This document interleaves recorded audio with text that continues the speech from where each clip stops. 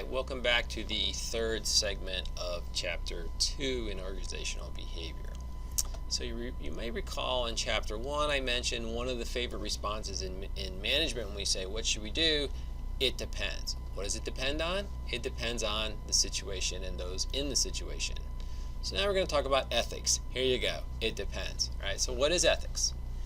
Ethics is a person's belief about what constitutes right and wrong. Right. So some issues we might find in the news these days on ethical issues. We see financial abuses, certainly the things that happened in Enron, how executives are compensated. Maybe they're laying off workers while they're getting bonuses. Environmental protection, what are they doing to the environment outside of their workspace? Working conditions in foreign factories. There's certainly, in the last couple decades, there have been a number of things in the news about that, and companies getting black eyes for what were perceived as ethical violations overseas. What are their pricing policies? Recently, a person bought a drug company and raised the price of the drug. I think it was like 9,000%, and the government wasn't too happy about it. Right, so we have this pressure to balance profits against cost. Right, the managers have to make the company look good. So here we have a little bit of a model here showing some of the things that are going on. Now, when we talk about ethics, you have to kind of separate what things that sometimes things are clearly wrong. They're not necessarily an ethical dilemma. They're just wrong. So if I'm dumping dangerous toxins into the river and it's against the law, that's just it's both wrong and illegal. There's not much of an ethical dilemma there. Right. So, but when there are conflicts, right, when you have to think it through, when there's pluses and minuses on both sides, you have to weigh things against the employees and against the organizations, right? It's these conflicts of interest, right, that are, the company can make more money if I lay off some of the employees, but they didn't do anything wrong. But I could afford to keep them, but then I would cut into the profits for the owners, right? Those kind of things come up. Right, so the hiring and firing, the wages we pay, the working conditions we pay, both in our home country and abroad. Do we treat the employees with respect? Do we give them their privacy? Right, all those kind of things factor into things we need to think about in terms of ethics. Whoops, sorry, I jumped the wrong slide. Let's go back.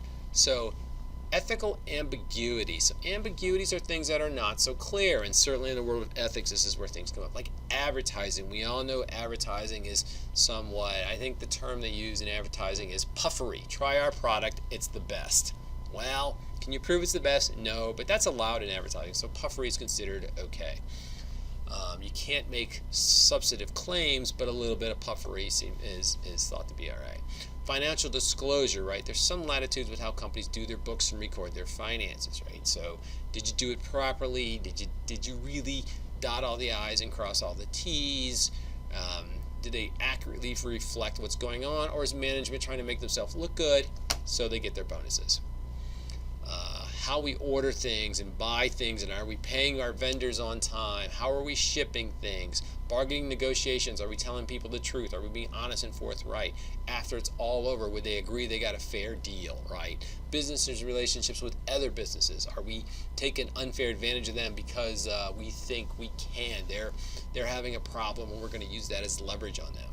Right? We have to think about these different economic agents. We have customers, we have competitors, we have stockholders to think of, we have suppliers, the people that depend on us to buy things from, and the dealers we pass our goods along to, unions for our workers, right? All those have a huge impact on the things we need to think about in ethics. Right? And certainly in corporate governance, those who run a company, right? So a public corporation is defined as a corporation with publicly traded stock. So if their stock is traded on Wall Street, right? It's on the New York Stock Exchange or the NASDAQ or even exchanges overseas, right? That's a publicly traded corporation. Has a board of directors, and the board of directors hire managers, the president, CEO, chief financial officer, those kind of people, to run the business in their interest. So the managers have to think of, am I doing things in the best interest of the people who hired me, the stakeholders, in this case it's the stockholders, right? So they need to think about, or are they doing things to increase their own bonuses, right? So all those are ethical dilemmas, right? And then information technology, as information technology intrudes further into our life, does the company have the right to to read my emails, for instance? Usually the answer is yes. Can they listen on my phone calls? Do they have the right to look at my Facebook page? Can they ask me during an interview to log into my Facebook so they can check it right? All those are issues you need to think about, and what kind of abuses are happening because of that. And social responsibility would mean, should the company be trying to do good? And how hard should they be trying to do good? Right? So businesses should be all living in, should they be even businesses living and working together for the common good and the valuing of human dignity, right? Is that a requirement of a business, or their job just to make money for the owners? Right? Interesting question. We could talk about it for a long time.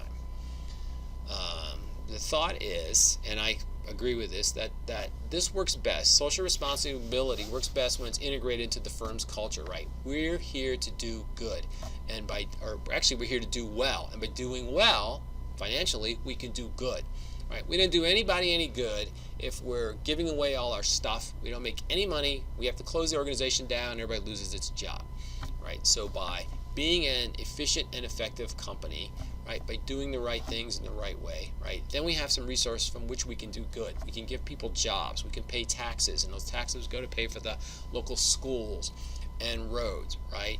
We can have concern for our employees. We can help them out. We can have benefits for our employees, all right? And those spill over into benefits for the community. By keeping the community nice, we can attract better employees.